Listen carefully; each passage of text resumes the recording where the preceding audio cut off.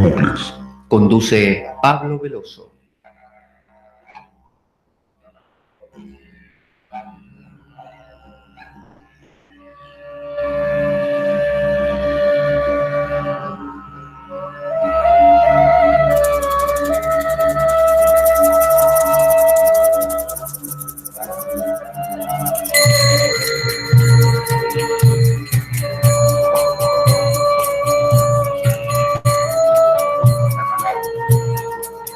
Tal como lo cortés no quita lo valiente, así lo hilarante no quita lo profundo.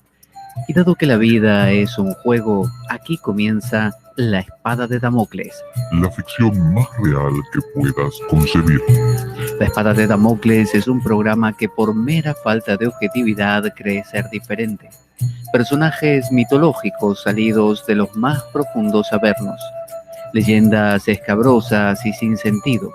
Curiosidades inquietantes e inútiles.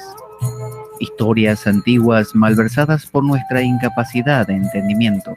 Y cuentos carentes de profundo significado. También pretenderemos sin el menor éxito entender al ser humano en toda su dimensión.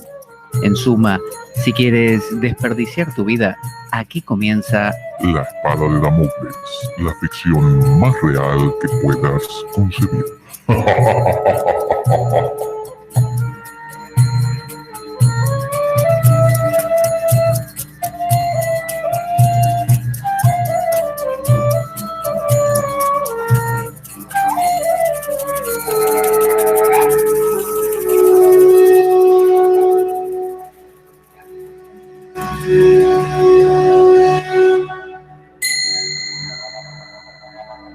La Espada de Damocles. Conduce Pablo Veloso.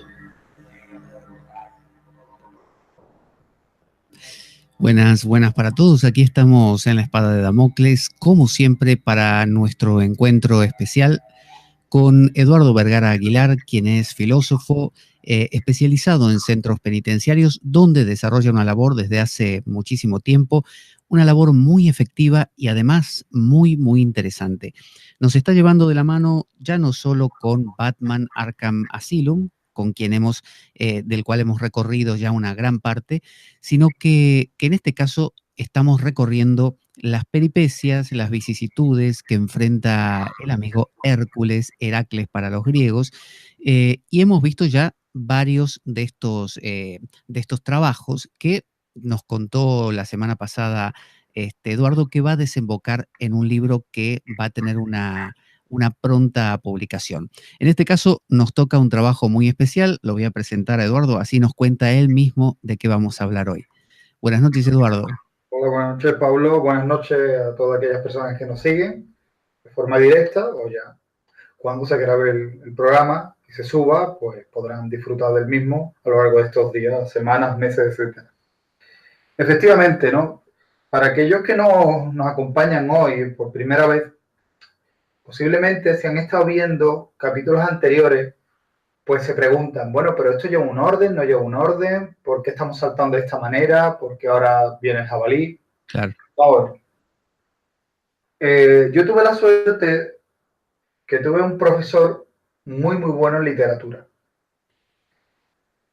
Este señor, pues decía que el Quijote tenía la virtud de poder ser leído por la parte que uno quisiera. Hoy podía abrir el capítulo tal, leerlo, abrir por otro lado. ¿Qué ocurre? Que eso me brindó la oportunidad de utilizar ciertos libros que efectivamente tenían, o ciertas historias que tienen esa capacidad.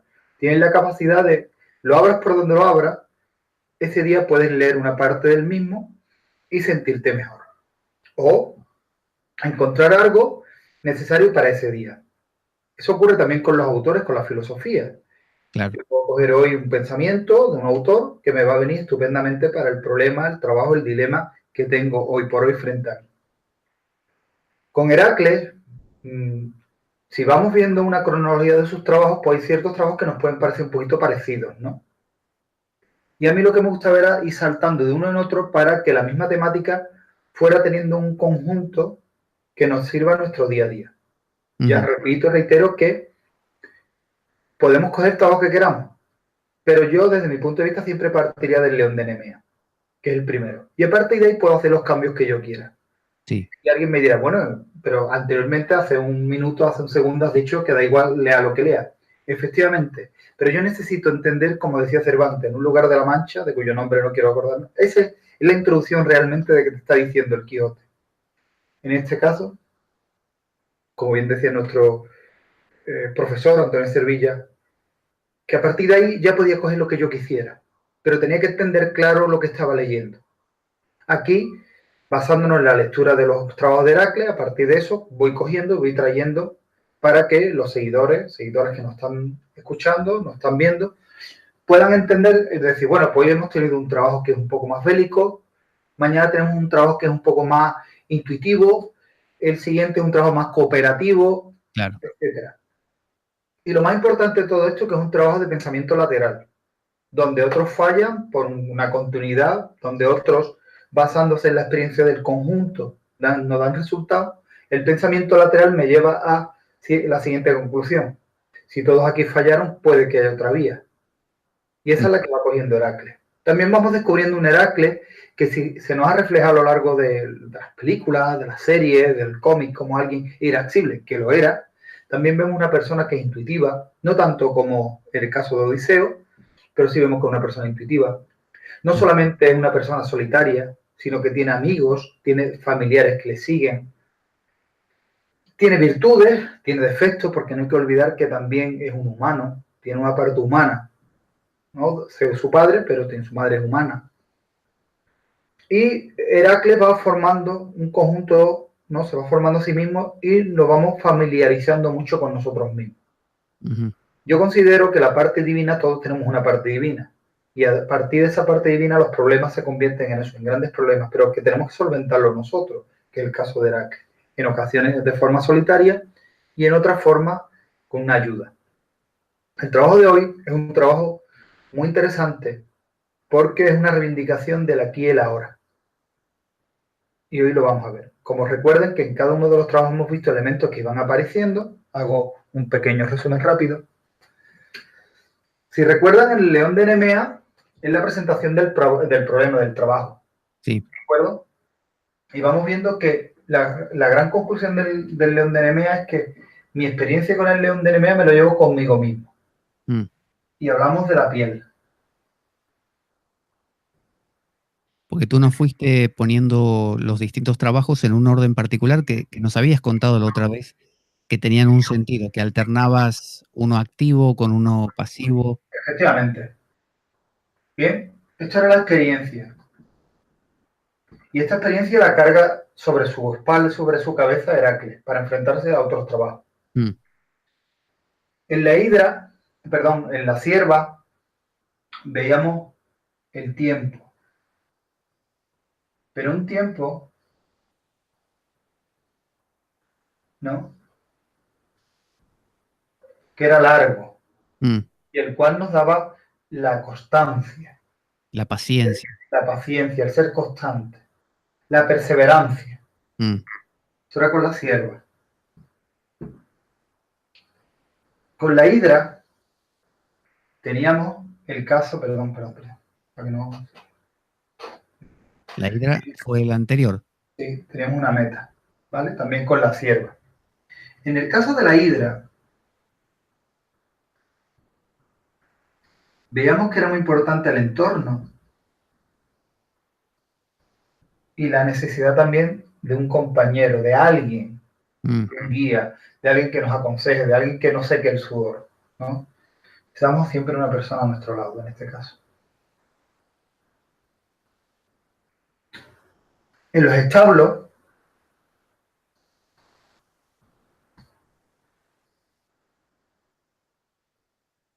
veíamos que el tiempo se partía,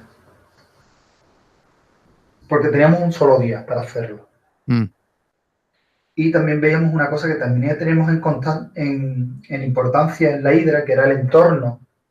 Pero el entorno en el caso de la hidra nos perjudicaba porque era ese barrizal, esa laguna que me impedía moverme con facilidad. Incluso un cangrejo gigante ataca y tienen que batirlo. En el caso de los establos, el entorno es lo que me ayuda. Sí. Que son los ríos que había alrededor. y Hércules con sus manos no va trabajando y hace una especie de cauce, limpia los establos y vuelve y los recupera. Incluso había gente que apuntaba desde un punto de vista también ecológico, ¿no? El respeto al entorno, efectivamente.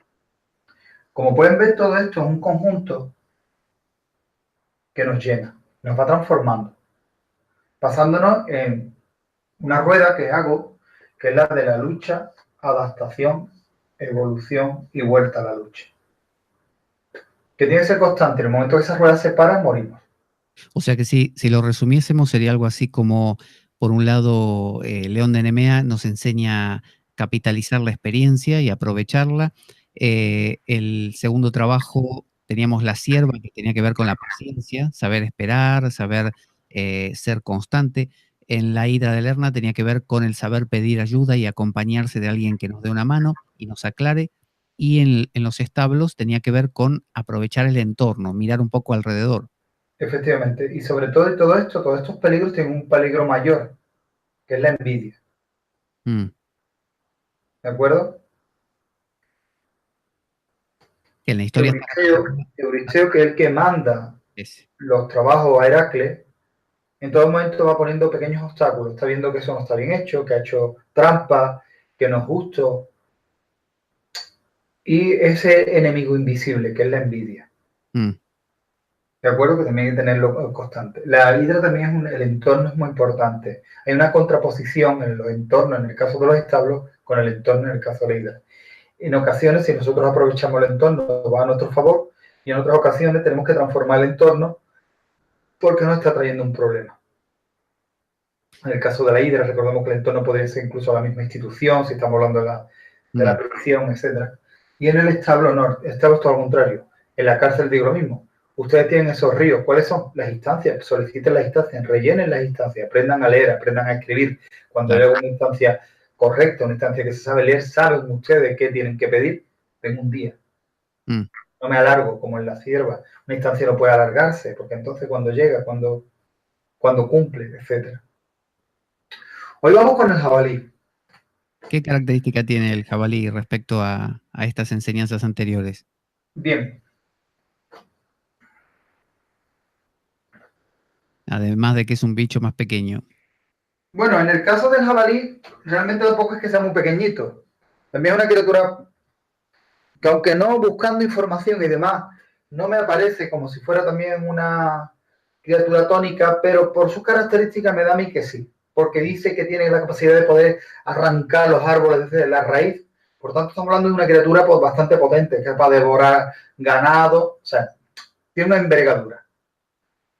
El jabalí tiene unas características que está amedrentando, ¿no? Está atacando a la población, está atacando al ganado, ataca a cazadores, etc. Y una criatura potente, una criatura dueña de los bosques. Un poco como el león de Nemea, que también perjudicaba a los pobladores. Pero aquí hay una diferencia. Vamos a hacer nuestro jabalí. Preferido de Obelix y Asterix. Se mete un poco el sonido de mi voz otra vez por el micrófono y debe estar como alto quizá el volumen el que tienes tú ahí y por eso se vuelve a meter. Pero lo hace de ratos nada más. Vamos a ver si podemos llevarlo así. Te lo bajo yo un poquito aquí. Sí, si bajas ese... Un poquito. ¿Qué tal ahora? No, a ver, bien, bien. No. ¿Me escuchas ahora bien? No, te sigo, a ver. No, va bien, va bien. Pareciera que no vuelve a meterse. Te digo cualquier cosa si la escucho. Vale. Como vemos, el jabalí tiene unas características. Cualquier persona que sepa un poquito de animales y demás. Los jabalíes son omnívoros, son animales que comen tanto carne como vegetales, aunque es mucho de raíces, ¿no? El jabalí de la... Un poco como el cerdo también, que dicen... Sí. Igual, es de la familia del mismo. Que dicen que si uno les arroja a los cerdos una persona, por ejemplo, si alguien asesinó a una persona y se la arroja a los cerdos, la despedazan hasta el punto que no queda nada, ni los huesos. Sí, es porque ellos tienen una mandíbula similar a la de los omnívoros, que tienen colmillos, molares, etcétera. Pero realmente El jabalí es un animal que busca los bulbos, también le gusta tomar mucho la bellota. Mm, Más que otras cosas, estos animales son mucho de buscar, ¿no? Más que atacar a otros animales, ¿no? claro, Lo claro. que tiene que comer carne va a comer. La característica del jabalí es su piel, similar a la del león de Nemea, una piel muy dura. Omnívoros somos nosotros también, los seres humanos. Sí, sí, sí, sí, sí. Además, nuestra capacidad de poder comer vegetales como carne, y eso se ve en la mandíbula. Claro. Una piel dura, grandes colmillos, una fuerza prodigiosa Mm, y que conoce el sitio. Al igual que la hidra, al igual que el león, son territoriales. Por tanto, conoce el sitio. También en el lugar donde se encuentra el jabalí es un sitio que está nevado.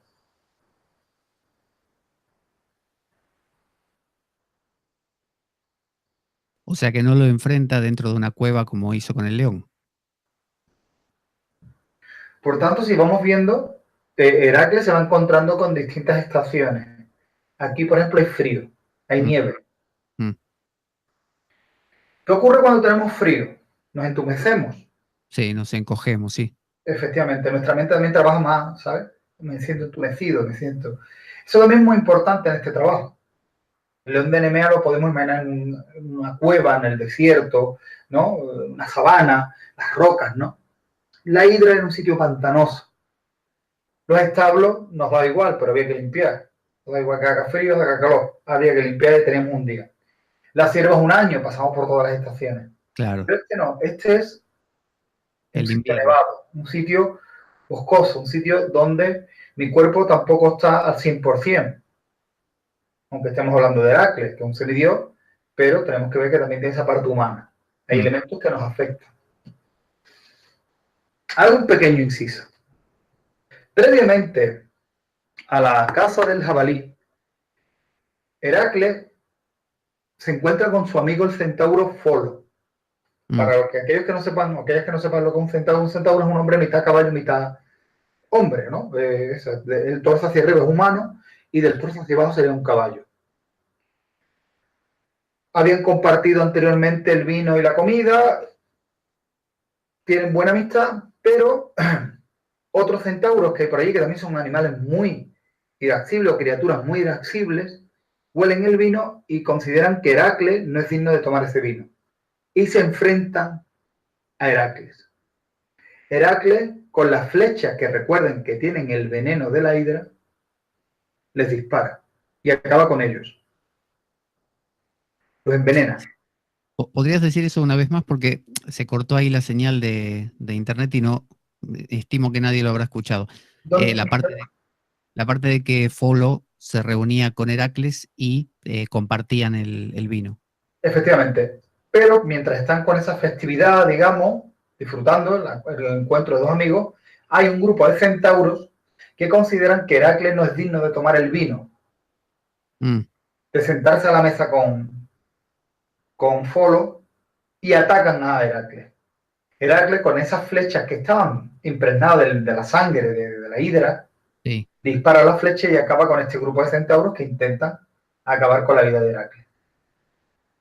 Folo se sorprende y mirando la flecha incluso se llega a herir una pata mirando las flechas, ¿no? Pero la historia dice que se hiere.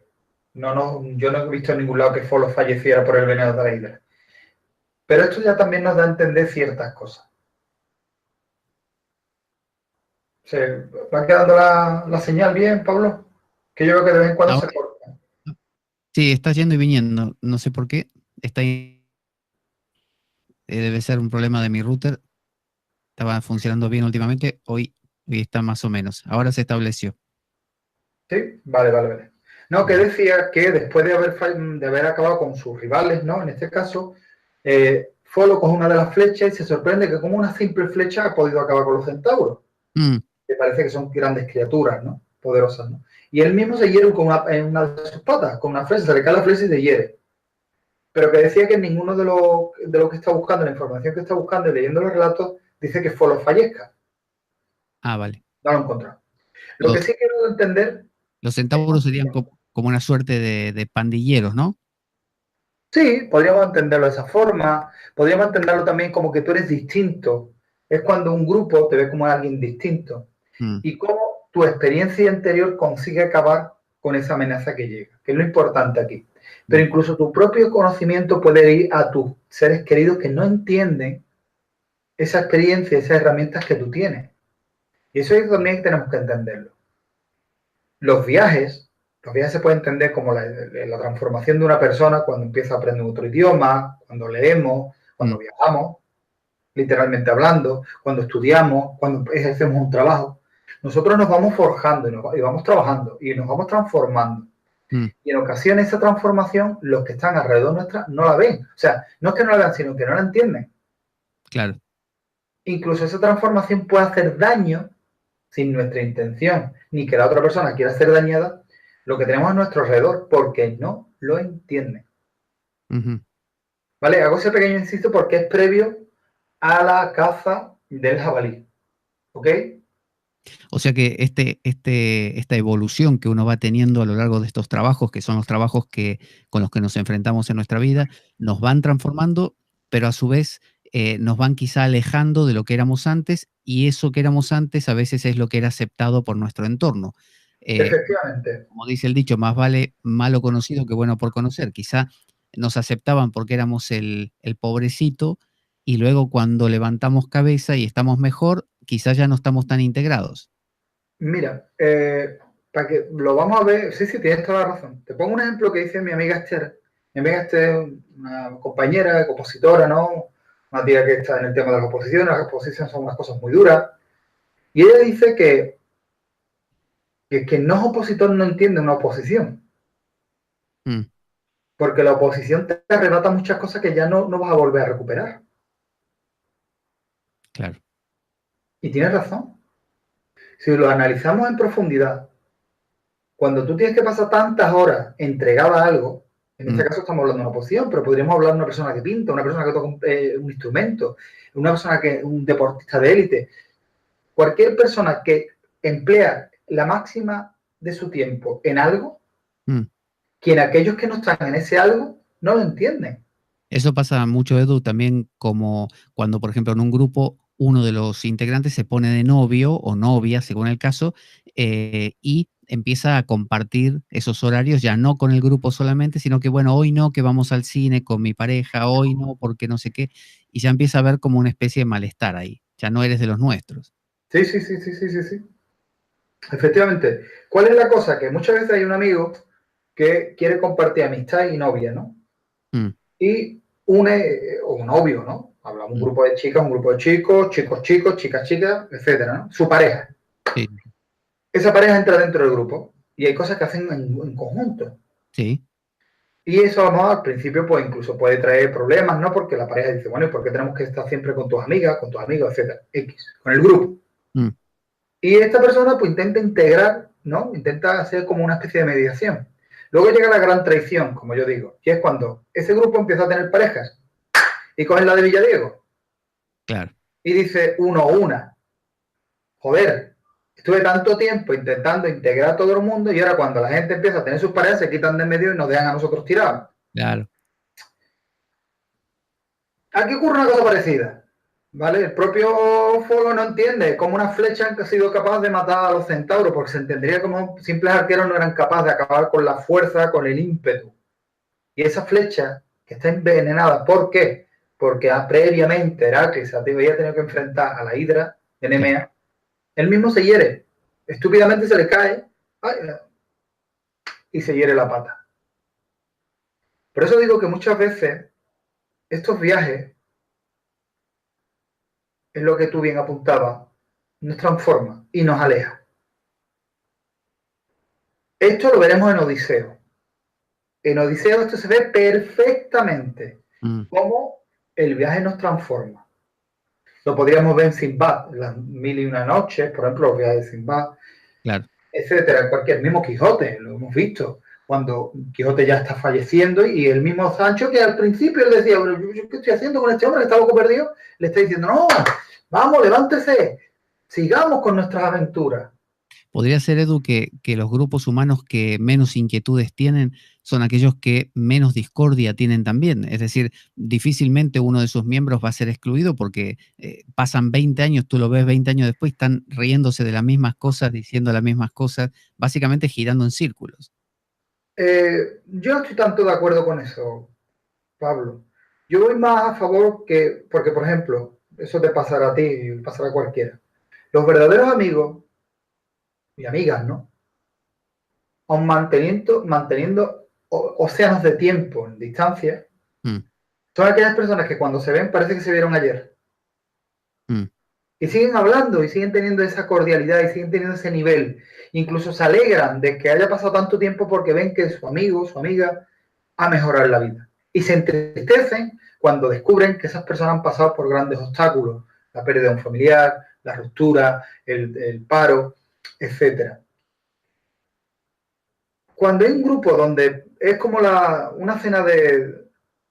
Y no quiero faltar con esto, ¿eh? Yo no quiero faltarle respeto a nadie. Pero es como una cena de tontos, ¿no? Una cena de borrachos, donde todos nos reímos de las mismas gracias. Mientras haya vino, nos vamos riendo de las mismas gracias. Y eso significa que mientras mi vida o la vida de ese conjunto sea de un mismo color, no va a pasar nada. El problema es que simplemente ese color torne un día. Que una de estas personas vea el color de una manera un poco distinta. Ya aparece la discordia. Y a lo mejor la discordia viene porque una persona dice, bueno, señores o señoras o grupo, en vez de estar todo el día aquí tirado, porque no nos vamos al monte y vemos el campo? Y la gente, tú estás chalado. Esto es lo que ocurre en la caverna de Platón, ¿eh? Claro, claro. Aquellos que están así mirando postura dálmata, viendo las sombras y demás, a mí no me cuente película, yo no quiero saber nada. Tú estás loco. Pero por eso te decía... O sea, que esto es mentira. Edu, te decía por eso que cuando un grupo es capaz de entender los cambios de los demás, o bien tiene una gran amplitud en su comprensión, en su apertura de horizontes, que no es lo más común, sino que lo contrario es lo común, que alguien, no sé, el grupo sea ateo y uno se hace, no sé, religioso y a partir de ese momento se rompió la armonía, o viceversa. O algún cambio, no sé, no frecuenta más el campo de fútbol. Pero normalmente lo que suele pasar es que a veces si hay esa apertura para entender el cambio del otro, quizá a veces sucede que el cambio del otro no es tan radical, sino es una especie de más de lo mismo. Tú dices, mira, perdió un ser querido, bueno, yo también lo perdí, mira, no sé, se cambió de equipo de fútbol, bueno, yo también lo pensé en algún momento, pero hay veces que cuando uno de los integrantes da un salto realmente importante, a veces no es absorbido por el grupo, no lo logra contener. Y se aleja, incluso la persona que llega ya no ve el grupo igual, ya las percepciones cambian. Una cosa que pasa, mira, te acoto esto, pasa mucho con Facebook, ¿no? Y con las redes sociales hoy en día, que es un fenómeno moderno. ¿Quién no ha dicho, voy a buscar a ese amigo que yo tenía, no sé, en la primaria, ¿no? Para ver cómo está. Y cuando uno lo mira, quizás hasta le escribe y descubre que ya no hay punto de contacto, porque el recuerdo que uno tiene es de un chico de 7 años y de que cuando uno tenía 7 años también, y ha cambiado tanto el otro como uno, que ya somos dos desconocidos. Sí, y aparte ya no solamente eso, sino que en ocasiones también esto puede ocurrir cuando tú quieres ponerte en contacto con una persona porque te has enterado que ha habido una pérdida o te has enterado que ha habido una enfermedad. Y hablas con la otra persona y la otra persona a lo mejor tiene un rencor del pasado también que cuesta mucho enterrar. Dice, bueno, pero si eso pasó cuando éramos niños, ya somos adultos, ¿no? Y yo no te estoy preguntando si va o viene mejor tu vida, ¿no? Yo te estoy preguntando por un mal que creo que el preguntar por ello es mucho mayor que a lo mejor lo que ocurrió que tú me partiste a mí el balón o yo qué sé, lo que fue lo que ocurrió, ¿no? Para ocasiones tenemos una capacidad de olvido muy rápida y para otras no. Y esa es la magia del ser humano. Esa magia nos puede gustar más, nos puede gustar menos. Pero que muchas veces tenemos ese elemento como de rencor o ese elemento de nostalgia. Rápidamente, mira, una anécdota. Un conocido mío cuenta que él siempre estuvo enamorado de una persona. Siempre, era un amor platónico. Y él iba teniendo otras relaciones, la otra persona también, y en su mente, cada vez que rompía con una relación, volvía a esta persona e imaginaba cómo su vida iba a ser con esta misma. Bueno, la casualidad o causalidad del destino, se encuentra un día en la calle con esta persona. Empiezan a hablar, comentar, empiezan a contarse, oye, ¿por qué no quedamos para tomar un café, un refresco, X? Quedan, se cuentan su vida, empiezan a verse con más continuidad, más continuidad, más continuidad. Parece que la cosa va fluyendo hasta que finalmente él mismo rompe con la relación. ¿Por qué? El problema no era esta persona, el problema era él. Porque la había divinizado tanto en su mundo, lo había convertido en algo tan divino, que cuando se encontró cara a cara con la realidad, no era lo que había tenido en su mente. Y repetía y reiteraba que la culpa no la tenía otra persona, que la culpa era suya. Había creado una Galatea. Efectivamente. Y eso muchas veces nos ocurre. Pero también nos ocurre cuando tenemos algo a nuestro lado, un trabajo, por ejemplo. Los trabajos son como todo, hay trabajos que un día son mejor, otro día es peor, hay días más fáciles, un día más sencillos, hay veces que estamos hasta las mismas narices, no nos pagan cuando se tiene que pagar, llegas a una hora y encima, no, es que tú tienes que venir antes, pero vamos a ver, es que yo entro a tal hora y he venido antes por hacer un favor, ya mañana me está diciendo que venga a esta hora, pues entonces me lo pagáis, no, entonces me puede... Mil historias, choques con compañeros, choques con compañeras, un trabajo que hoy no sale, mil historias.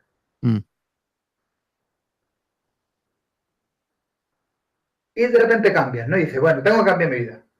Te vas donde tú crees que vas a ser feliz, llegas donde tú crees que vas a ser feliz y descubres que ahí no eres feliz, que donde tú realmente eras feliz era en ese sitio donde tenías tantos problemas, que estabas tan quemado, que había días que decías, tú, me dan ganas de meterle fuego a esto, me dan ganas de coger y liarme la manta a la cabeza e irme. Pero me doy cuenta que ahí yo estaba vivo. En otro lado. En lo que yo pensaba que iba a ser para mí lo más grande cuando llego, no lo soy. El dilema ahí que surge, Edu, es cómo definir uno mismo, cómo detectar cuál sería su lugar ideal, porque quizá uno dice, bueno, me estoy quedando en este trabajo que es desagradable pensando que aquí estaría vivo, porque lo escuché a Eduardo que me dijo que aún siendo desagradable puede ser valioso, y quizá me estoy perdiendo el verdadero, el que realmente... Entonces, ¿cómo definir eso? Ahí está la clave. Vamos, ¿cómo definir mejor eso? Nosotros tenemos que empezar a encontrarnos a nosotros mismos. Y desgraciadamente nos cuesta mucho encontrar a nosotros mismos. ¿Dónde nos encontramos nosotros mismos? En aquellos sitios donde sacamos lo mejor y lo peor de nosotros mismos. En un sitio estancado, ni voy ni vengo. O sea, tú dices que digamos, el conflicto vital, sí, los lugares donde te encuentras el antagónico, el contrario, el que te presenta batalla, son los lugares donde más creces, donde más te descubres. Efectivamente. Pero eso no es agradable de oír. No, pero es una realidad. Sí. ¿Qué ventaja tiene el dolor? El dolor, cuando tú tienes dolor, cuando estamos entrenando, cuando me doy un golpe, cuando estoy peleando, el dolor lo que me está diciendo es, me enfada, despierta todo lo peor, o sea, todo lo peor no, despierta todas las alarmas de mi cuerpo. Mi cuerpo se pone al 100%, estoy gastando toda la energía. ¿Por qué? Porque en mi mente me está diciendo, tío, tienes dolor, sal de aquí, lucha o huye, pero sal de aquí ya, quita este dolor. Pero tiene otra ventaja, el dolor es nuestro amigo, porque mientras yo tengo dolor, sé que no estoy muerto. Y lo siguiente que viene del dolor, si lo recupero, es la sanación. Pero Edu, ¿qué pasa cuando la circunstancia que genera ese dolor no es una circunstancia aislada? Por ejemplo, un mal día en el trabajo, un dilema con tal persona, sino la frecuente y regular, el regular enfrentamiento con, no sé, la pareja, que la tienes todos los días en tu casa. Volvemos a lo de siempre. También nosotros tenemos que saber si ese dolor es un dolor que me va a hacer crecer o un dolor que me está hundiendo. Si yo estoy en un combate y estoy recibiendo siempre el mismo golpe en una parte de las costillas, yo sé que tarde o temprano esas costillas van a romper. Claro. Yo tengo que salir. Yo no estoy hablando de ese dolor, del dolor que hace que se rompan las costillas. Porque si me rompo las costillas me caigo, incluso pueden perforar y puedo morirme. Claro. No, yo a lo que me refiero es que el dolor es el que me mantiene al instante, el dolor que hace que te mantengas vivo, pero el mismo dolor, la misma alegría. Los turcos, por ejemplo, dicen que lloran que el llorar está vinculado a la tristeza, pero también a la alegría. Yo puedo reír de alegría. Claro que sí. Por eso que mi amiga Bau, es que nosotros reímos y lloramos. Sí. Incluso cuando estoy triste puedo reír. Sí, es verdad. Puedo llorar. Pues a eso es a lo que me refiero, cuando tenemos esas sensaciones, cuando yo, a pesar del dolor, controlo las circunstancias, controlo la situación. O sea, a ver si entiendo. Tú lo que estás diciendo es que si una persona se ve sometida a una circunstancia que le complica y le causa dolor, pero esa circunstancia le provee de estímulos de dolor que vienen de distintos ángulos y de ellos va aprendiendo, es válida. Ahora sí. Estás creciendo. Está creciendo, pero si entra en un círculo vicioso donde siempre se choca en el mismo sitio, con la misma persona y nota que por más que pasan los días y los meses y los años, no logra salir de esa dinámica de yo te digo algo, tú me dices lo contrario y ahí nos trenzamos, eso es insano y hay que apartarse porque uno acaba destruido. Y eso es deterioro. El deterioro, vale. Y eso te estanca. ¿De acuerdo? Incluso hay gente que, como dicen las relaciones, yo discuto con mi pareja y lo mejor que es el sexo que tengo después, porque es de la reconciliación. Digo, mal. El sexo bueno que tienes que tener con tu pareja es del día a día, de cuando tú estás bien. Yo cómo voy a, después de una bronca, acostarme con mi pareja.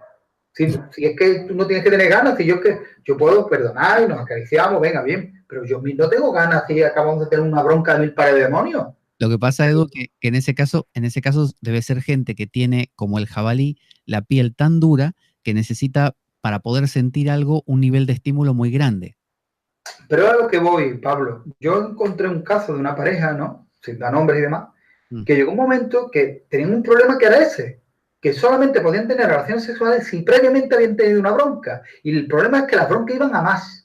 Claro. No es que fuera un role-playing, donde hacemos que nos peleamos, ay, pues yo te digo, no, que las broncas iban a más. Y llegó un momento que era algo vicioso, o sea, yo no podía acercarme a mi pareja, en el caso de ellos, sin no tener previamente una bronca. Y eso no puede ser, porque hoy te digo tonto, mañana te digo estúpido y pasado voy a algo más. A las armas de fuego. Que el círculo vicioso iba cada vez más, era como el nudo, ¿no? Que hablamos los otros días, ¿no? Como la guerra de los Roses. Pero mucho peor. Claro. Y hay que cortar, como hizo Alejandro Magno, ¿no? Corta el nudo. Corta el nudo. Ahí hay que cortar, porque si no esto va a ir a peor. Y al final, lo que era algo placentero, al final se va a convertir en dolor, que es lo que me decía ella. Dice, pero es que yo, después de las barbaridades que nos decimos, ¿cómo voy a tener una relación íntima? Pero ahí viene el segundo dilema, que es, está bien, tengo que cortar. ¿Qué corto? ¿Corto la dinámica y sigo dentro del círculo o corto en el sentido de punto aparte, me voy de aquí? Ya ahí queda cada cual, porque ya no solamente estamos hablando de que si hubiera el problema, si el problema solamente está ahí o el trabajo solamente está ahí, pues se trabaja sobre eso, pero si hay cosas más allá, incluso podría ser que la relación se rompiera. No, la relación no rompió y ya está, eso fue un antes y un después, punto. Yo no sé qué habrá sido de ellos en la actualidad, pero en su momento se rompió eso, se eliminó eso, y tuvieron su relación, incluso al tiempo que tuve contactos, estaban bien, o sea que no...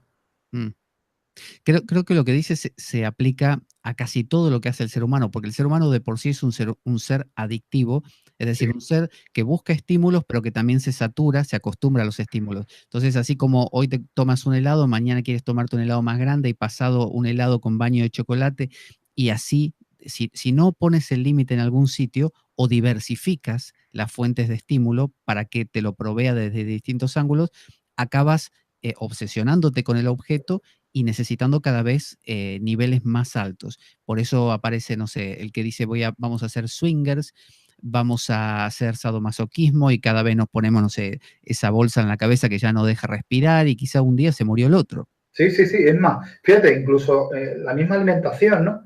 Hoy voy a probar algo dulce, mañana son 2, 3, al final termino con una obesidad mórbida. Pero vamos al otro lado, la vigorexia, una persona que está haciendo deporte y lo único, venga, deporte, esa vigorexia. Sí. Nosotros tenemos que ser, como decía Platón, el caballo negro y el caballo blanco. Y nosotros tenemos que ser buenos obrigas e ir controlando. Y eso nos lleva a la virtud aristotélica, la justa medida. Todo tiene que tener su justa medida. Vamos a ver, tan malo es estar 24 horas pegado a una persona como estar 0 horas. La justa medida. Tú tienes que tener tu vida, la otra persona tiene que tener su vida, y ese tener cada uno su propia vida luego se comparte. En el trabajo ocurre lo mismo. Tú tienes que estar en el trabajo, pero si tú el trabajo encima te lo llevas a tu casa, eso es malo también. Pero incluso la diversión, si yo estoy trabajando y estoy pensando en la diversión, puede que no esté atento a mi trabajo y eso me traiga un problema. O sea, que tenemos que saber perfectamente dónde estamos. Por ejemplo, yo solo decía a mis compañeros y alumnos en las clases que decía, este curso vamos a intensificar las sesiones porque tenemos que darle una mayor realidad a lo que estamos haciendo, mayor intensidad. Porque cuando tú empiezas a repetir mucho, y eso es bueno, ¿no? Porque vas cogiendo la dinámica, pero llega un momento que como te sales ya solo porque estás pensando en mil historias y te vas alejando de lo que realmente tienes que hacer. Lo que pasa, Edu, también que el ajuste cansa. Es decir, el ser humano tiende, como todo, a acomodarse a lo fácil. Y es más fácil obsesionarse con algo, echar todas las fichas en un sitio y decir, bueno, ya está, es aquí, me entrego. Y sigo por este camino. Pero lo que tú dices de parar, reflexionar, sujetar los dos caballos, ver para dónde tira cada uno, cuál tira más para ver de dónde tienes tú que tirar más, todo eso es un desafío. Es difícil. Claro, Heracles, por eso estamos haciendo esto. Es que es muy sencillo decir que vaya otro por el jabalí. Yo creo que por un jabalí, un bicharraco que es capaz de partirme por la mitad de nieve hasta la cintura, a saber dónde está el bicho, que tengo que ir a buscar bichos en su entorno, que el bicho no venga a mí. Y a ver cómo lo hago.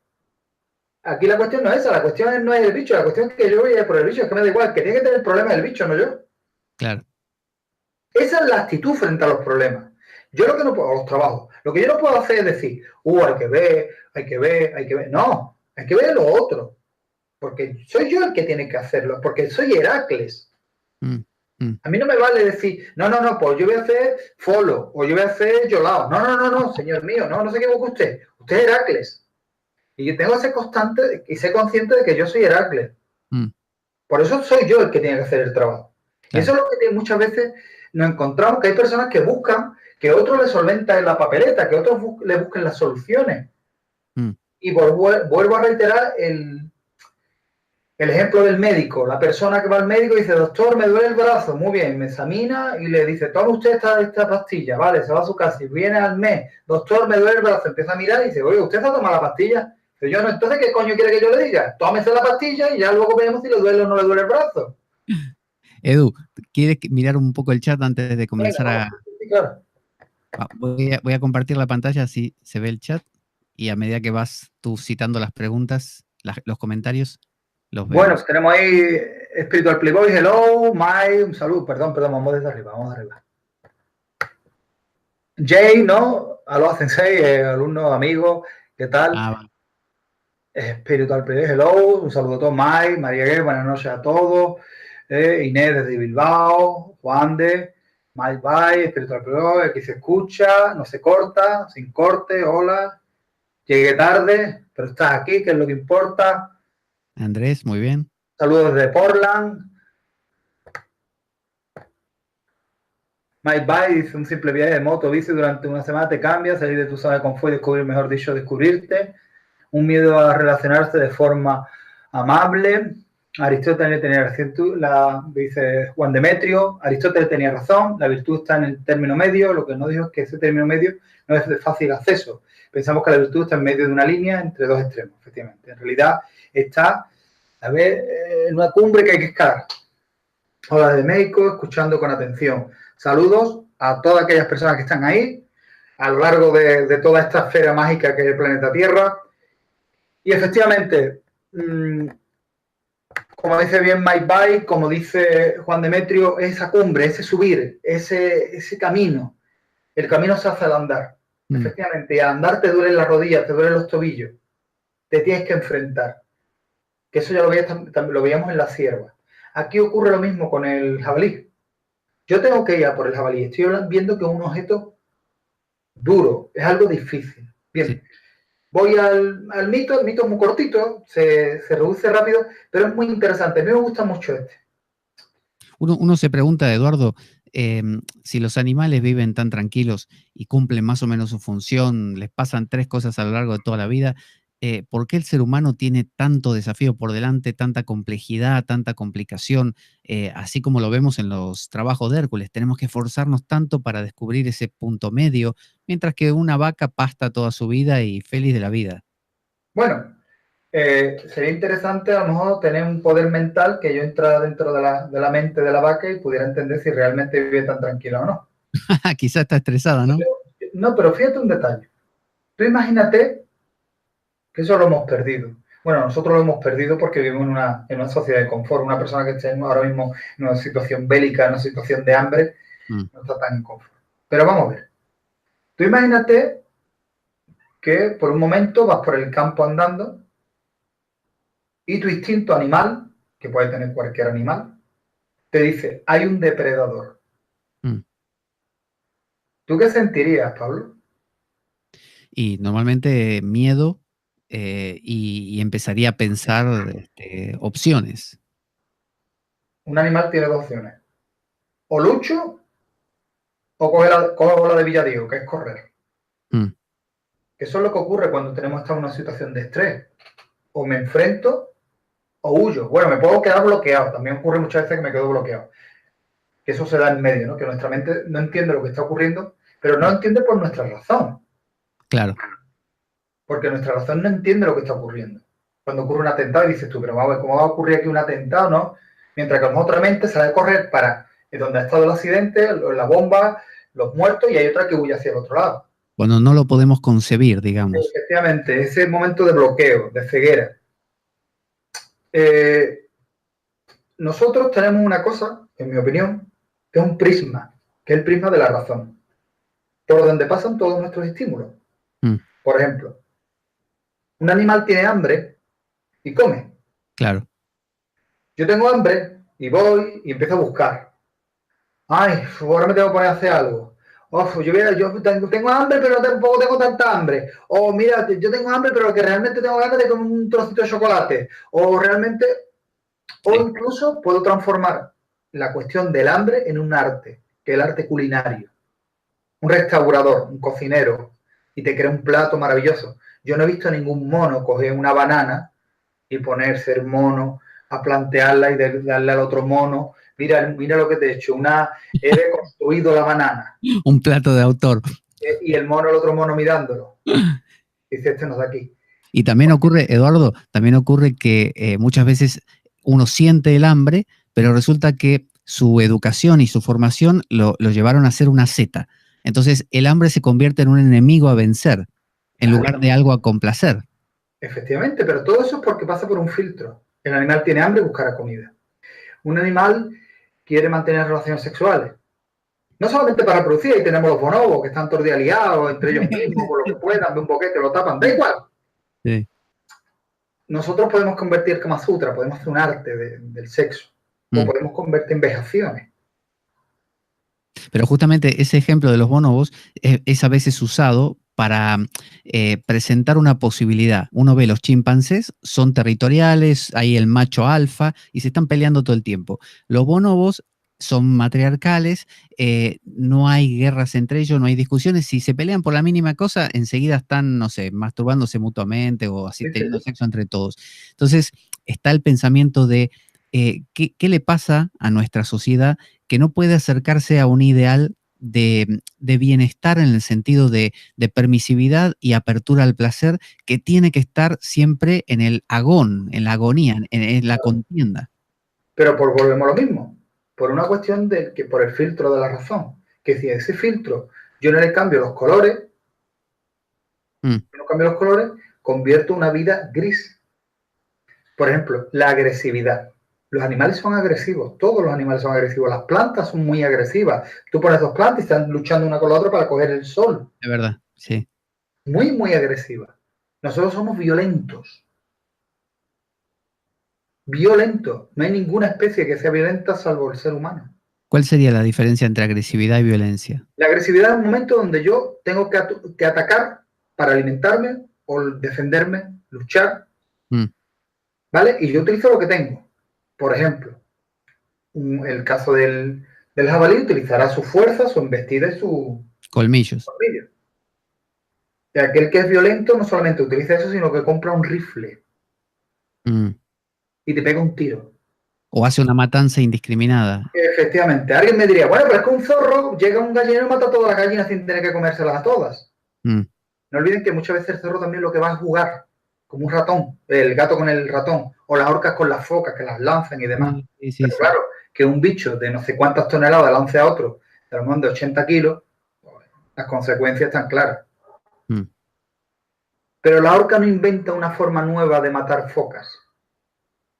Nosotros estamos todos los días pensando cómo acabar con el otro. Y si puede ser de forma más horrible, mejor. Si yo puedo utilizar gas donde se te caigan los ojos, lo utilizaré. Si yo puedo crear una bomba donde acabe con toda la sociedad, la haré. Si yo puedo utilizar una forma donde tu vida se perjudique y que tú no llegues al final de mes, que es otro tipo de violencia, lo haré.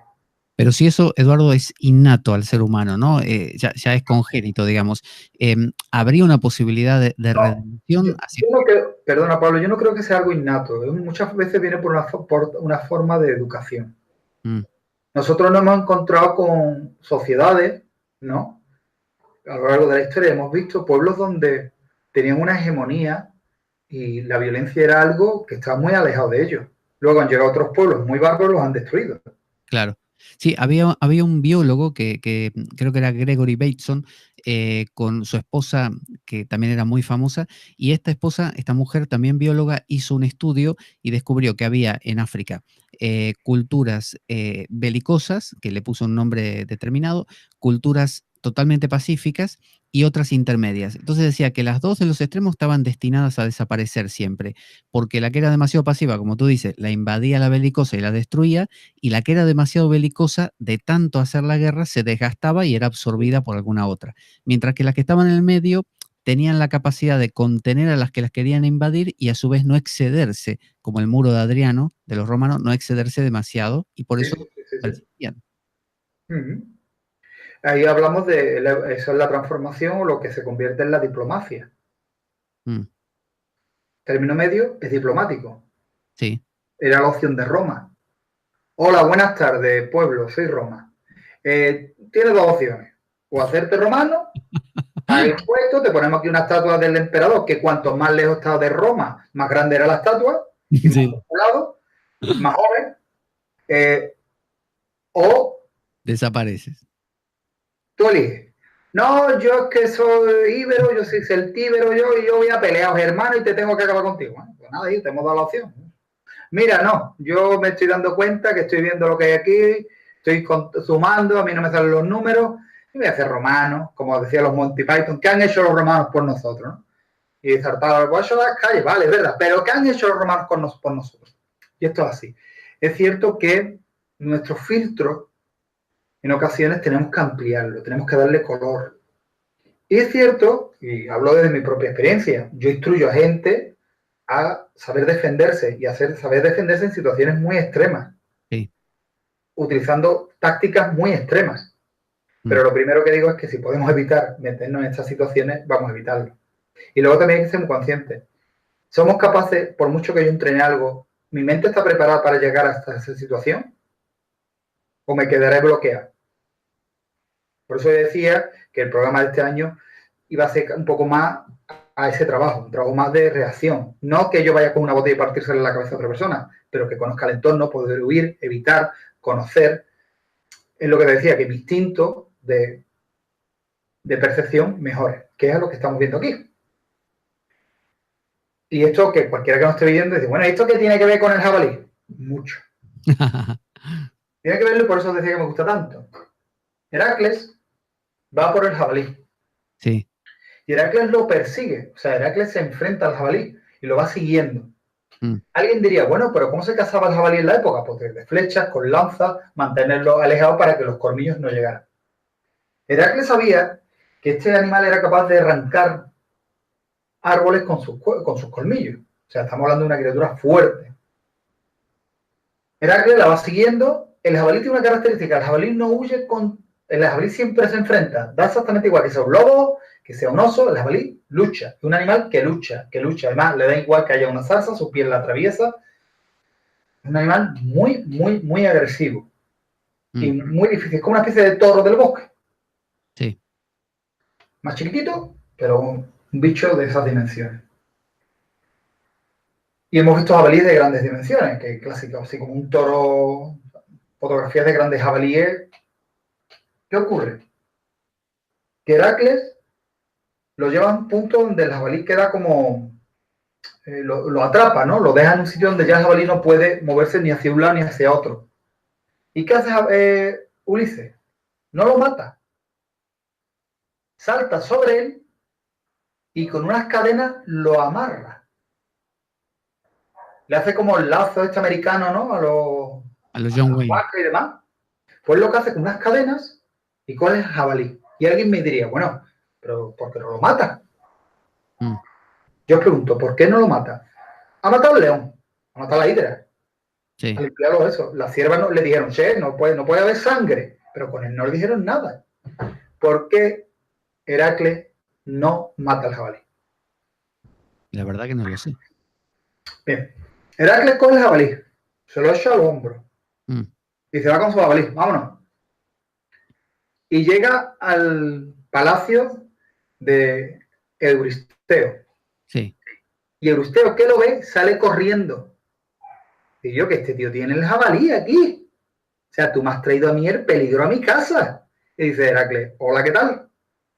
Y se mete en una vasija de hierro, se esconde.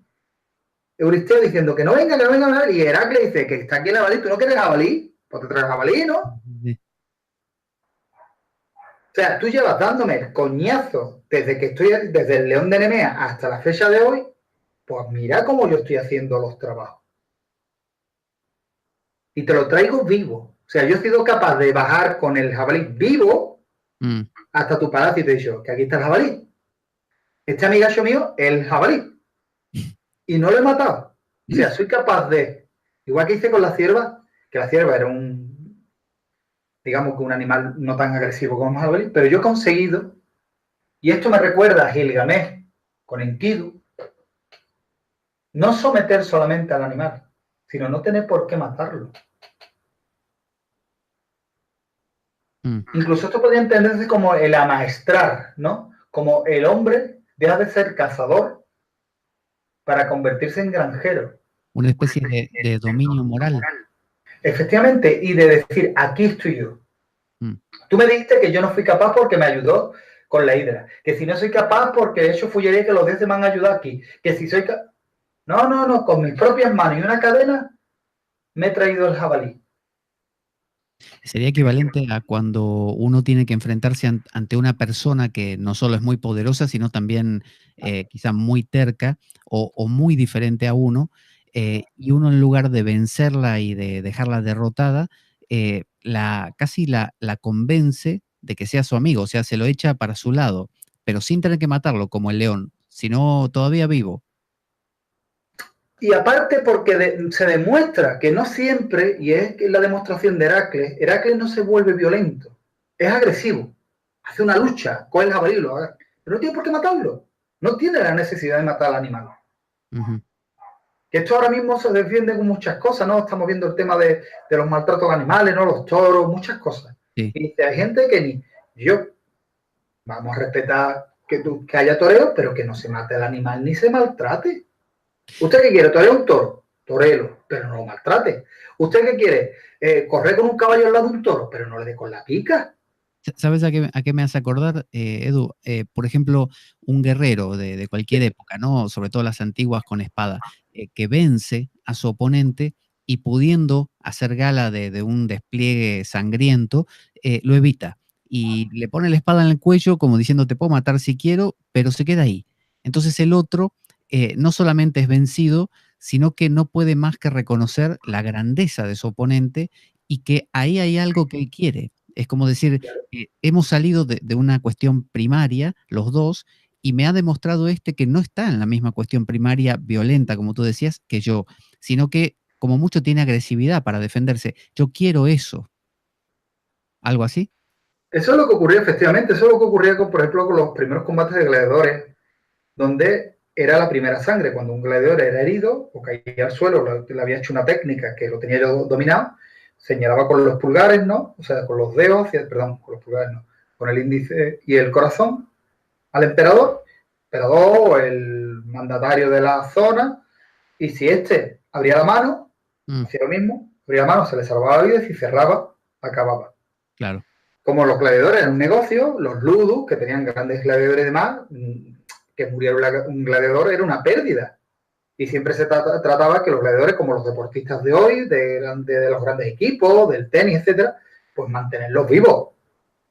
Ya sería con Commodore, que ya la cosa cambió. Pero hasta llegar a Commodore, pues los combates eran eso, ¿no? Eran unas exhibiciones, por esos exóticos, ¿no? Donde salían los tíos con esos trajes tan raros, con las tipos armas distintas, y se buscaba eso. Y sobre todo también esto nos lleva a lo que eran los ritos lo diré. Eleusis. No, el rito de...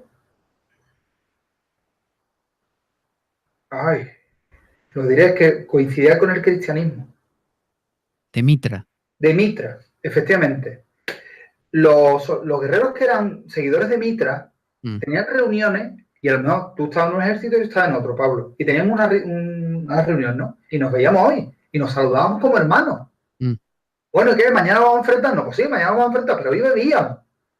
Porque por encima de todo estaba todo en lo que creíamos en una deidad que era Mitra. Y teníamos un respeto. Que mañana le íbamos a los espadazos, efectivamente, pero hoy éramos hermanos. Era un principio unificador.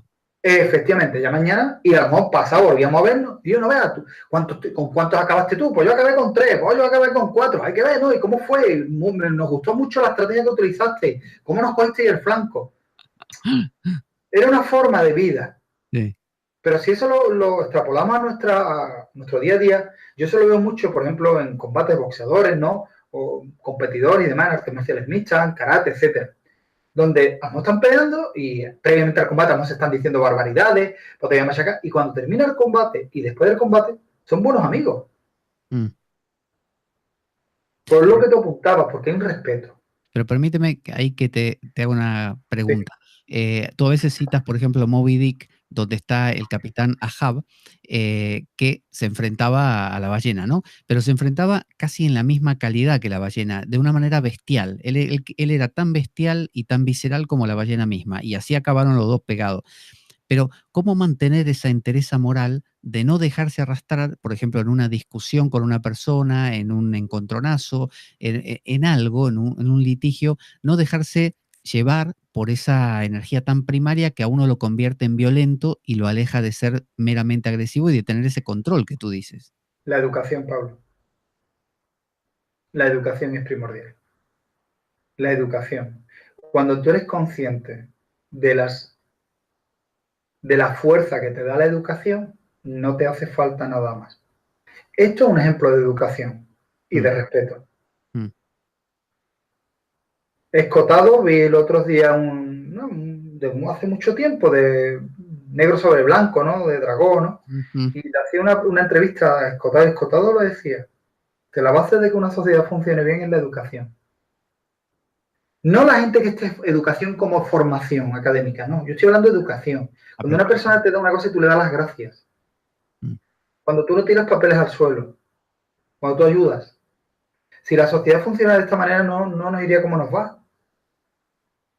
Es necesaria la educación. Y hay veces que cuando una persona es educada, el resto de las personas se sorprende. Cuando tú, por ejemplo, estás en un restaurante, llega el camarero y te está sirviendo y le das las gracias, y muchas veces hay gente que mira como diciendo que me ha dicho gracias. Lo que pasa que, dejar de ser Ahab con esa bestialidad primaria y convertirse en un individuo que es capaz de mirar a la ballena y no ser la ballena, es todo un trabajo. Es decir, no es la vía fácil. La vía fácil es me entrego, me dejo llevar y a hostia limpia con el otro. Voy a más. El mito de Gilgamesh con Enkidu. El que era un lascivo, impulsivo y demás, era Gilgamesh, el héroe. Enkidu estaba tranquilamente en el bosque Y la gente del pueblo, del reino, que está hasta las mismas donde dijimos, de Gilgamesh, dice, a ver, si a Enkidu le da una paliza lo deja tranquilo. Se va, lo mandan a Enkidu diciendo, y yo no veo el monstruo ahí allí, lo típico, ¿no? Y yo, pues Enkidu le dicho que te va a partir la cara. No ves Enkidu, y todo el día habría gente rayante, ¿no? Gente calentando la oreja a Gilgamesh. No ves, Enkidu ha dicho que la barba que lleva es muy fea. No ves, Enkidu dice que va a partir la cara, ¿eh? Mira, eso levanta tú, pues Enkidu levanta. Es cargante, gente cargante. Esto en todos lados, en todas las épocas, y siempre habrá gente cargante. Y Gilgamesh se va a enfrentarse a Enkidu. Se lían, se hacen amigos. Y le dice Gilgamesh a Enkidu, encontrar a ti en algo que no había encontrado algo, que es la amistad. Y lo aplaca. ¿Y qué hace Gilgamesh por Enkidu? Le enseña la escritura y él mantiene una relación sexual con una mujer. La relación. Hay una película, Dersu Usala, de Akira Kurosawa, que trata justamente de eso, de un ser, como decían los antiguos, bárbaro, que en realidad era un hombre de las estepas, que se lo trae a la ciudad y se intenta civilizarlo, entre comillas. Pero uno nunca sabe si lo civiliza o lo arruina. En el caso de Gilgamesh con Enkidu, Enkidu tenía todo lo que le faltaba a Gilgamesh, Gilgamesh tenía todo lo que le faltaba a Enkidu. Y ambos tenían... Gilgamesh tenía una parte salvaje, que es la que podía entender a Enkidu. Enkidu tenía una parte civilizada, que es la que también te podía entender a Gilgamesh. En elementos totalmente distintos. Gilgamesh vivía en una sociedad, en una ciudad con sus reglas, con sus leyes, etc. Y Enkidu también vivía en una sociedad, pero es las leyes de la selva, ¿no? de la naturaleza. Y yo creo que ambos unificaron muy bien esa forma de esas percepciones.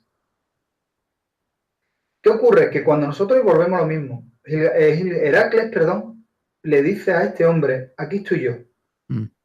Yo soy el que está haciendo los trabajos y te estoy demostrando que los estoy haciendo. Me mandes donde me mandes. Los tengo que cumplir. Y no siempre con las reglas que usted quiere, porque tú querés que yo matara al jabalí, yo no lo voy a matar. Y una demostración de decir, el que está haciendo los trabajos soy yo. Además, y estoy un poco cansado que me pongas trabas. Y el que tengo que hacer los trabajos soy yo. Dejadme que lo haga como yo mejor vea. Y cuando lo cumpla. El hecho de que haya regresado Hércules con el jabalí se me hace que es mostrarle a Euristeo que él no es una espada nada más, sino que es un ser humano. Es decir, emerger como persona y decirle, ves, porque como espada era muy fácilmente manipulable por Euristeo, era lanzar una fuerza primaria y que se encuentre esa fuerza primaria contra la otra fuerza primaria y se devasten una a la otra. Pero venir y decir, mira, aquí te lo traigo sin haberlo matado, es decir, mira, me emergí como ser humano y aquí estoy frente a ti. Tú imagínate, Pablo, vamos a hacer un ejercicio de imaginación, ¿no? Como tú apuntabas, ¿no? Imagínense que una potencia lanza un misil balístico a otra. Que es lo que estamos hablando, lanzar una flecha, lanzar una espada. Muy sencillo. Y cuando va a impactar, ese misil balístico explota en el aire y caen alimentos. Esto es lo que hace Heracles. Dice, no tengo por qué matar. No tengo por qué cumplir todas las reglas, ¿no? O leer o hacer lo que tú indirectamente me has dicho que haga, que es matar al jabalí. No lo voy a matar. Te lo voy a traer, lo vas a ver tú con tus propios ojos. Y a ver si tú eres capaz de matarlo. No que te escondan en una vasija.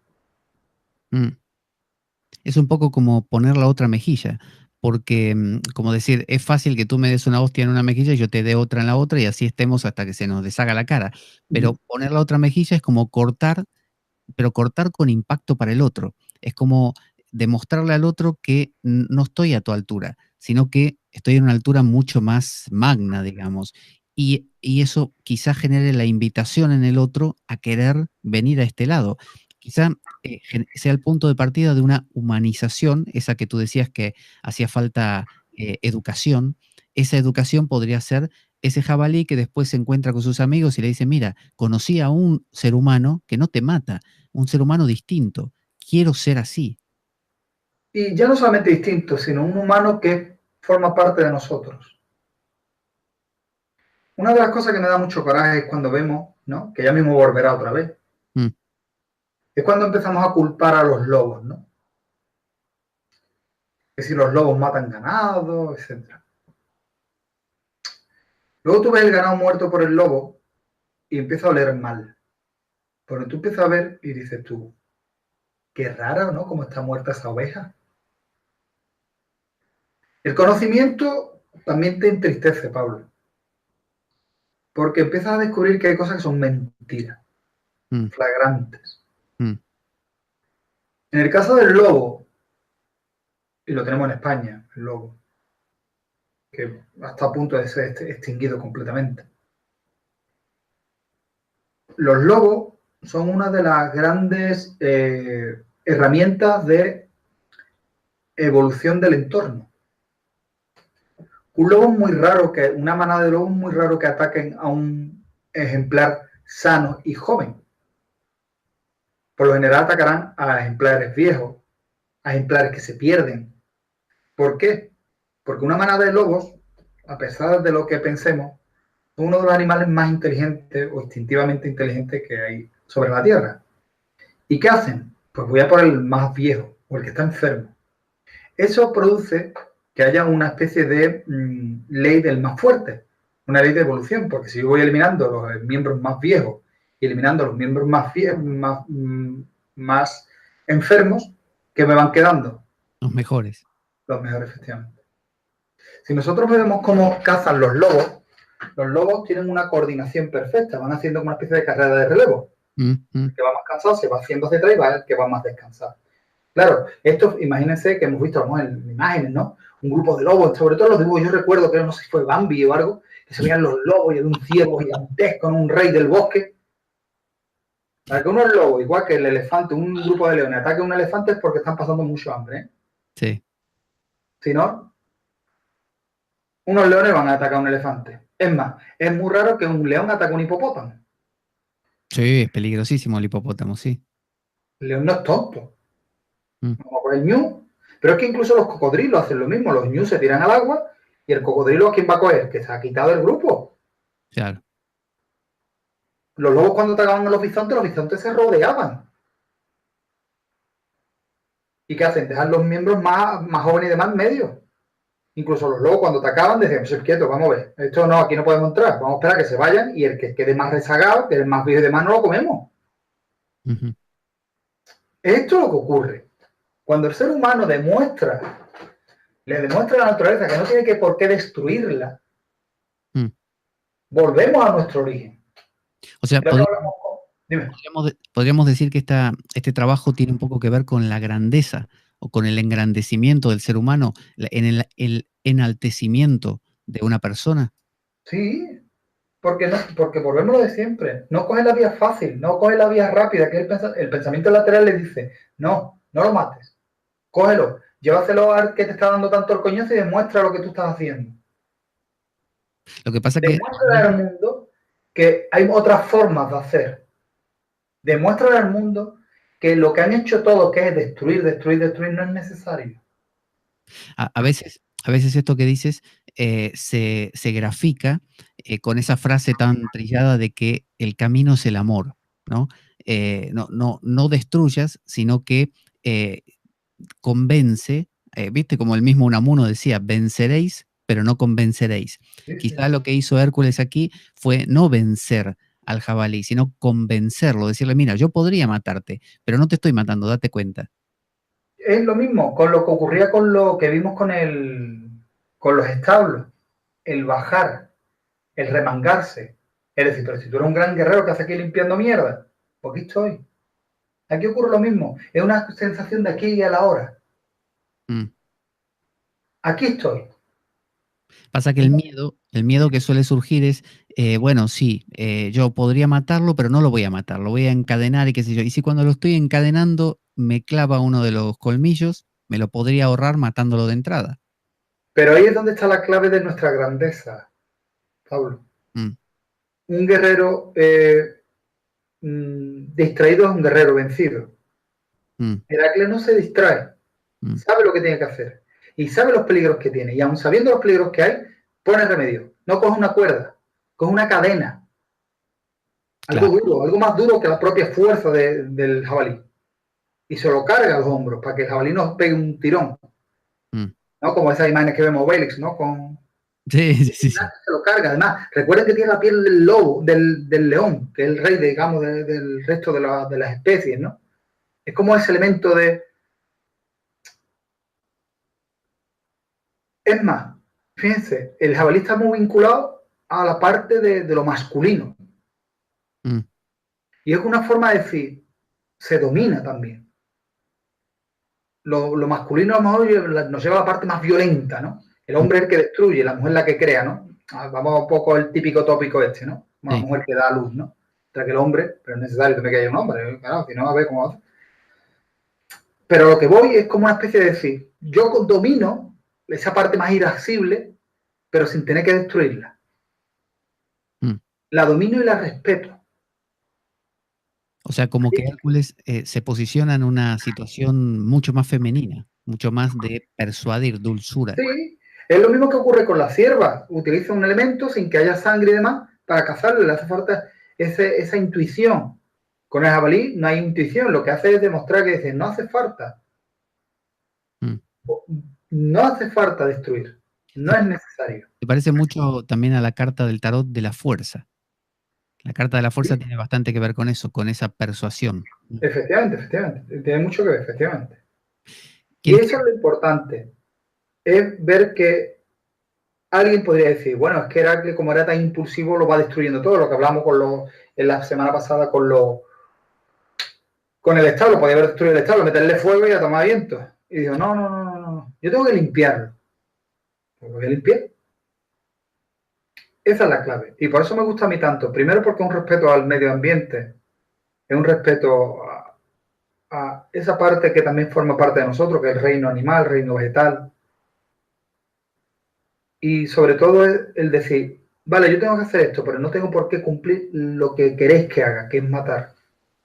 Se parece un poco también a la propuesta o a la explicación de por qué algo como el cristianismo logró doblegar, por así decir, al Imperio Romano, que era sumamente visceral, sumamente violento, y lo que hizo fue un pregón de, bueno, no voy a matarte, no voy a jugar tu mismo juego. Si me quieres matar, me matas. O, por ejemplo, los samuráis cuando se encontraron con los monjes zen, que al principio los mataban y después se empezaron a dar cuenta que se dejaban matar. Entonces empezaron a pensar, bueno, estos tipos tienen algo, sobre todo los shogun, los grandes señores, empezaron a decir, estos tienen algo que nos interesa. Nosotros somos energía primaria, bestial, y estos tienen un autocontrol del que nosotros carecemos. Queremos eso, y se transformaron, se hicieron budistas. Es más, si te das cuenta, hay una historia muy bonita de un monje que su maestro le dice, tienes que ir a la aldea y hay que cruzar un puente. El monje va a la aldea y antes de llegar a la aldea tiene que cruzar ese puente donde hay un samurái, el cual dice que todo aquel que quiera pasar por el puente tiene que enfrentarse y eliminarlo. Hacerlo, si no puede pasar. ¿Qué ocurre? Que el monje se vuelve al templo y dice, maestro, que hay un gallego, una espada, diciéndome que... Y yo de aquí nada. Yo mucho iluminación y demás, a ver si llego, pero ¿qué hago, maestro? Y dice, que la iluminación siga tus pasos. La cara del Shabbat, este maestro mío, se ha hartado de saque, pero es que tengo que ir. Pues nada, va como la cara que tenía Yola cuando lo llamó Heracles para enfrentarse a la Hidra, la misma cara que vamos a hacer, ¿no? Va este pobre joven, llega al puente, está el samurái en su posición ya para enfrentarse, y dice, coge la espada. Y el Shabbat, pues, como que tú coge una espada. ¿Y qué es lo que hace? Que dice, bueno, pues que Buda me siga, ¿no? El pensamiento este. Y levanta la espada y cierra los ojos. Y se queda ahí, diciendo, venga, que me las den todas juntas. Al rato abre los ojos y ve al samurái de rodillas, llorando y implorándole que por favor le diga, que le enseñe, que nunca había visto un maestro tan grande de esgrima. Se va a bajar la espada, toca la cabeza y ya hablaremos. Y sigue andando y se va para la aldea, ¿no? Diciendo, yo no miro ni para atrás. Moraleja, ¿no? Contándolo un poco de forma jocosa. El que no sabe es como el que no ve.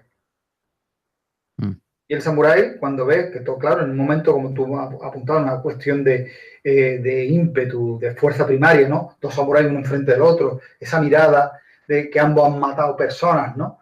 Ese bushido, ¿no? Alrededor de su esencia. Y de repente hay un chaval que cierra los ojos y abre. ¿Qué seguridad pensaba que tenía el samurái frente al que tenía, que era capaz de cerrar los ojos y levantar en esta posición una katana frente a un experto? La propia experiencia marcial del samurái, la propia impulsividad del samurái, le venció al samurái. Porque no fue capaz de entender que frente a él tenía una persona que no sabía nada. Sino él vio algo más. Fueron gigantes donde había molinos. Y es vencido. Las reglas del juego se rompen. Rompen la estructura. Y es lo que hace Heracles, romper la estructura. Dice, no, yo tengo que hacer los trabajos, yo tengo una meta, pero soy yo el que decide cómo hacer los trabajos. Y no siempre tengo que manchar una espada de sangre o la flecha. Claro. También muchas veces hay veces que uno se cansa. Porque, por ejemplo, alguien me diría, bueno, ¿y por qué me hizo lo mismo con los centauros? Los centauros fueron a por él. Los centauros son seres racionales, son mitad humanos, mitad animales, pero son racionales. Y simplemente porque no eran como ellos o no era digno de beber vino, vamos a por ti. Y dice Heracles, tampoco nos pongamos así. Sí, o podría haber pasado también que el jabalí lo emboscara y lo tuviera demasiado cerca y no pudiera hacer todo este trabajo de ponerle una cadena, lo tenía que matar. Pero es lo que te apuntaba antes, Pablo. Él tenía la seguridad que podía hacerlo, tenía las herramientas. Y muchas veces es bueno que cambiemos nuestra forma de hacer las cosas. Yo creo que si nuestra sociedad empezara a tener esa mentalidad, que somos capaces de cambiar las cosas, no que te prometo que voy a cambiar las cosas y cuando estoy en el sitio donde no está no lo cumplo y te digo que todo era muy difícil, que claro, desde fuera se ve de una manera y dentro se ve otra. No, sino que seamos convincentes y que seamos justos con nuestras palabras, nuestra sociedad funcionaría mucho mejor. Es un poco el vencerse a uno mismo. Es la lucha de San Jorge con el dragón, que es el dragón de lo primario dentro mío. Sí. ¿Quieres que miremos el chat ya para finalizar? Sí, por la hora sí, vamos a verlo. Vale.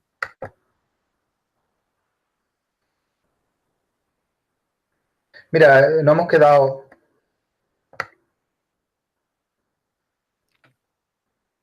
hola desde México, nos quedamos ahí, Inés. La violencia aprendida, por favor, explica un poco más ampliamente la diferencia entre violencia y agresividad. Así se ha explicado.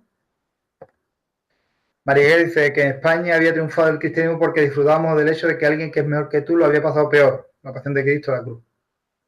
Era un enemigo oculto, muchas veces la lucha contra un animal, una bestia, podría considerarse como una prueba de nivel y con tal enfrentada hay películas Leyenda de pasión, el que un niño, ¿no? Y un oso se provocan sangre mutua, ¿no? Y la gente decía que por medio de ello quedaba hermanada de respeto, sí. Respeto mutuo del ganador y el vencido, la nobleza de la lucha. Los animales no pelean a muerte en la naturaleza generalmente, según tengo entendido. Pelear hasta vencerse y matar es algo instintivo. Moral versus ética, efectivamente. El guerrero número 13, una inversión de la historia de Gilgamesh, el bárbaro que se enseña a la civilización combatida a los monstruos, efectivamente. ¿Cómo decidió Heracles hacer eso? Es decir, ¿cómo se le ocurrió? Ahora vamos con eso, a Andrés. También cuando Heracles le trae el jabalí, se presenta delante, le presenta el problema para que se dé cuenta de la dimensión. Ver los toros desde la barrera es fácil, efectivamente. Prevalecían los propios valores. El principio también doméstico del zorro de forma sutil. Perdón, que tengo aquí esto. Y puede ser otra forma. Seguimos, ¿hay algo más por aquí? Bien, vamos a ver. Es lo que hablamos antes, Andrés, ¿no? Que decir, bueno, ¿cómo se le ocurre esto a Heracles? Heracles es un ejemplo de pensamiento lateral, es un ejemplo de que ese héroe, por eso es la diferencia de Heracles con el resto de otros héroes, y ya lo veremos también sobre todo con el Odiseo, que toman medidas, ¿no? Y toman vías que otros no son capaces de entender. De ahí la grandeza de estos personajes. En el caso del guerrero número 13, ¿verdad? Es ese bárbaro, supuestamente bárbaro, o bárbaro que no habla mi lengua, ¿no? Que tiene otra cultura, es distinto a mí, y me enseña a enfrentarme a monstruos que nosotros dentro de mi cultura veo como monstruos, pero luego el que es de afuera lo ve y dice, estos no son monstruos. Sí. Ustedes creen que sí, por vuestra cultura, por vuestra historia, por vuestros mitos, pero yo que vengo de fuera, que no tengo nada de ver, veo lo que es, digo, esto no es un monstruo. El problema con el que nos encontramos aquí realmente es que en ocasiones el ser humano se ciega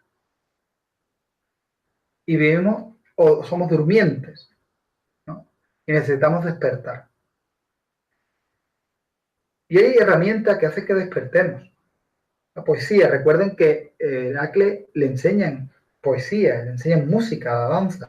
Incluso mata a su maestro de instrumento, le mete un castañazo y dice, chiquillo, es muy caro esto, ¿no? Si tú vas matando a todos los maestros, a ver. El mismo, Eduardo, una acotación corta, Heidegger, el segundo Heidegger que dicen, luego de hacer toda la primera parte muy racional, dijo que la única manera de explicar esta profundidad que él quería transmitir era a través del lenguaje poético, que no había otra manera. Sí. Pero ¿sabes por qué? Porque como se decía en el Club de los Poetas Muertos, ¿no? Donde la ingeniería, la medicina son ciencias nobles, ¿no? Que hacen que nuestra vida mejore. Lo que realmente alimenta nuestro alma es la poesía, romanticismo, filosofía. Son esas herramientas que nos hacen grandes.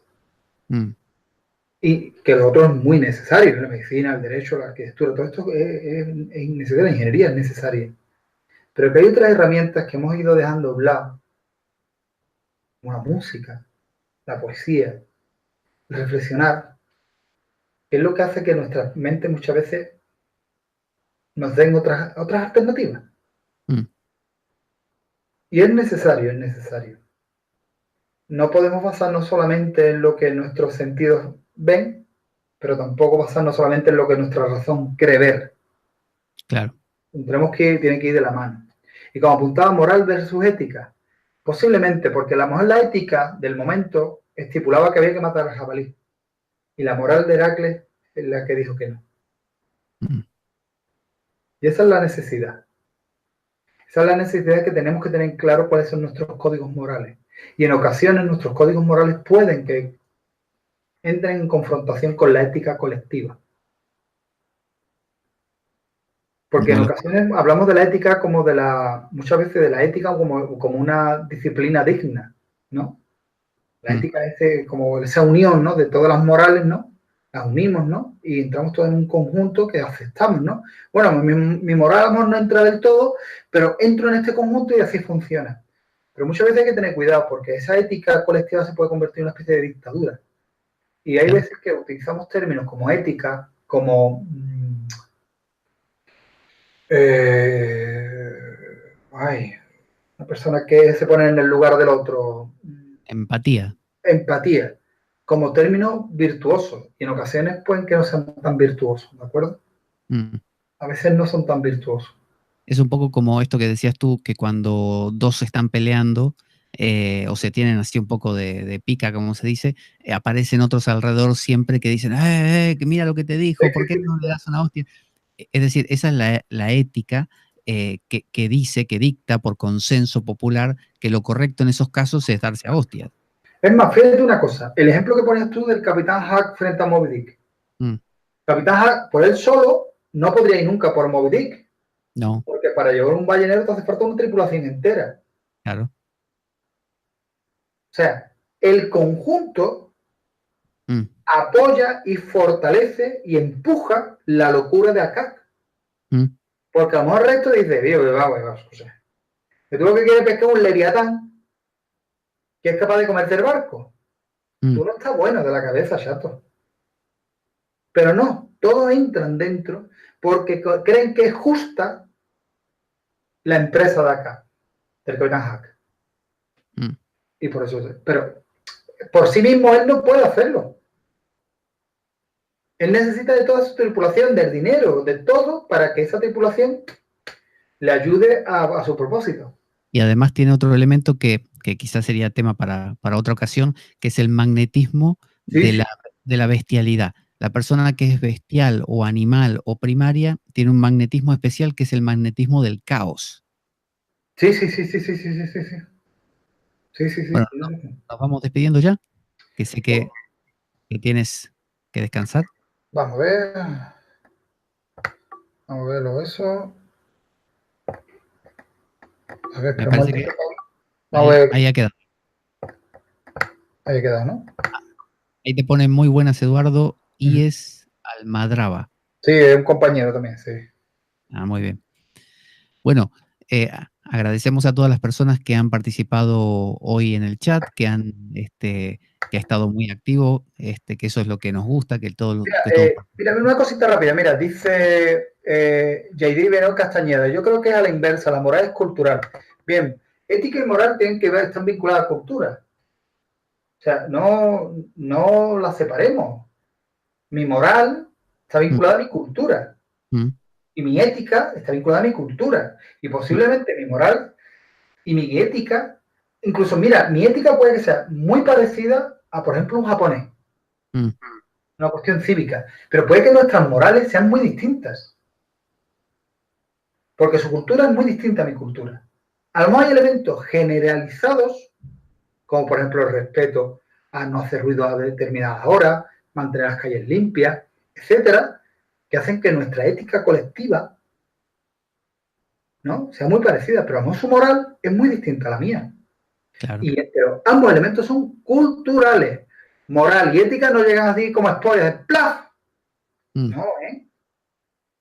La ética y la moral son elementos que tienen que tener un elemento que se refleje. Y que son mutables y cambian con la sociedad. Recuerden que, por ejemplo, infante viene de infancia. Los infantes en el ejército era la gente más joven, que iba a guerrear. Y al menos una persona que iba a la guerra tenía 13 años. 13 años para nuestra sociedad es un niño, pero para esa sociedad ya estaba haciendo un hombre. Claro. Yo tuve un caso de una persona que conocí, donde yo hago mis talleres, que me decía que él tenía un trabajo y él no limitaba objetivos pequeños. Claro, cuando nosotros decimos pequeño, ¿qué entendemos por pequeño? Pues un niño pequeño, con 12 años un niño es pequeño. Decía, pero a mí pequeño es aquel que no es capaz de portar un arma. Todo aquel que es capaz ya de portar un arma, para mí deja de ser pequeño. O sea, si un niño con 10 años es capaz de disparar o de apuñalarte, ya es peligroso. Ya es peligroso. Ya deja de ser para mí un niño. Su moral es distinta a la mía. Y yo entiendo, y lo he hecho en las clases, he cogido una niña que teníamos allí, la hija de una compañera, y le decía, toma, un cuchillo de entrenamiento, un cuchillo real. Digo, ve hacia adelante. Y los compañeros, claro, iba y decía, porque era un fácil, pero yo de un cate. Digo, bueno, pues hagamos esto. Venga, ve hacia adelante. Y van a acercarse y ella simplemente hacía así con el cuchillo. Y no es tan fácil acercarse a una persona con un cuchillo. No es tan fácil, ¿eh? No, pues yo me lanzo con la pierna por delante. Bueno, sí, puedes darle una patada y tumbarla. Pero ¿quién te dice que en ese tramo no te mete un corte y te hace la muerte de Paquirri? Porque simplemente con el cuchillo entra en el interior del muslo. Y sí. Se acabó la historia. Que efectivamente son elementos sociables. Son elementos de nuestra cultura, de nuestra sociedad. Y nuestra ética y moral es muy distinta a la de otras culturas. ¿De acuerdo? De otras sociedades. Pueden ser muy distintas. Por eso son los choques. Por eso hay cosas que dicen, es que ellos no nos entienden. Es que nosotros no los entendemos. Hay que tenerlo en cuenta, ¿de acuerdo? Aquí te pone Shaidibe finalmente, o Jaidibe, dice valores, claro. Y Spiritual Playboy, que es Lucas, a quien le mando un saludo también, pone muy bueno como siempre. Pues nada, equipo, ante todo, muchísimas gracias. Como siempre, agradecer a todas las personas que nos siguen. Agradecerte a ti, Pablo, que nos guía en estas noches con esa espada que tenemos todos sobre nosotros. Reitero siempre, por favor, vean el canal, vean la espada de Damocles, tiene un montón de cosas súper importantes, súper chulas, ¿de acuerdo? Condición sine qua non. Efectivamente. En este mes ya, estamos ya en la cuenta atrás, ya mismo empieza, tengo la noche con mi amigo, maestro, compañero, Barriento, Pepe Barriento. Recuérdanos eso, fecha, lugar. Sí, en la siguiente entrega, que ya estamos más cerca, lo pondremos, ¿de acuerdo? Todos los datos, todo lo vamos a tener ahí perfecto en nuestro siguiente trabajo. Vale. Y como siempre, esta noche quiero dedicarle este trabajo, ¿no? Esa constancia, esa forma de trabajar y demás, lo que hablábamos antes, ¿no? A todas aquellas personas que conozco que están metidas dentro del mundo de oposición, mi amiga Esther, Lolo, Manuel, todas estas personas que están ahí, ¿no? Y como dicen ellos, han dejado muchas cosas en el camino que no van a volver a recuperar. Por el programa de hoy se lo dedico a ellos, a ellas. Y nada, Pablo, muchísimas gracias y muchísimas gracias a todos nuestros compañeros y compañeras que nos siguen. Muchas gracias a ti, Eduardo, por la paciencia de explicarnos así con tanto detalle, algo que si lo mirásemos nosotros mismos encontraríamos 1 o 2 elementos nada más. Gracias por esa dedicación, gracias a todos los que participaron hoy en el chat, como les decía, que estuvo muy, muy activo. Los invitamos a que la siguiente ocasión también lo hagan de esa manera. Gracias a todos los que van a ir escuchándolo y viéndolo a lo largo de los siguientes meses. Y estén atentos para la próxima entrega. Bueno, nos despedimos entonces, vamos a poner nuestra cortina y nos encontramos en la siguiente ocasión con el mito que nos proponga, que todavía no sé cuál es, Eduardo. Lo dejamos en la Perfecto.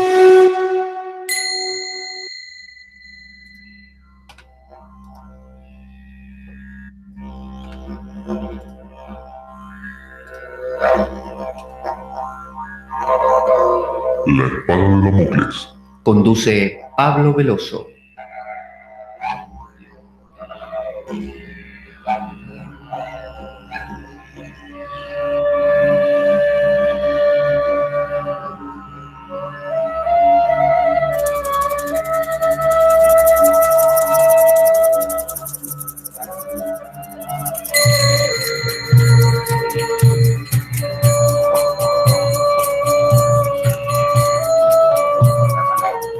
Y dado que la vida es un macabro juego, concebido por una mente perversa, únete a nosotros en nuestro próximo programa, cuando escuches las siguientes palabras. La espada de Damocles, la ficción más real que puedas concebir. Buena vida para todos, buena semana y... ¡Avanti, Damocleanos!